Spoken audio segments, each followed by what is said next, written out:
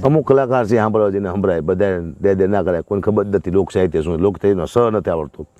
મને ખુદ નથી આવડતો, એમને ક્યાંથી આવડતો, હું તો ગઢવી છું, મારા તો લોહીમાં છે, હું બચુભાઈ ગઢવી રાજકવિ એનો ભત્રીજો છું, મારા લોહીમાં છે આ બધું, તો મને હું કોશિશ નથી કરતો, શું લેવા કે આ દુનિયા લોક સાહિત્યને લાયક છે જ નહીં, આની પાસે ટાઈમ છે જ નહીં, અને જોક સાહેબને જેમાંથી કરી નાખો, સારી વસ્તુ સાંભળવાનું કોઈને ટાઈમ નથી, શું કરો તમે ઊભા કરી દે, તમારું અપમાન થઈ જાય છે, હે ભાઈ બીજી વાત કરો, સારી વસ્તુ સલાહ આપી તમે જ્યાં આ દુનિયા સલાહ લાયક સલાહ આપો તમે મરી જાય, સલાહ આપવાની હું કોઈને સલાહ જ ના, મારો રેકોર્ડ છે, મેં કોઈ કોઈને સલાહ નથી આપી, સલાહ શું આપવાની,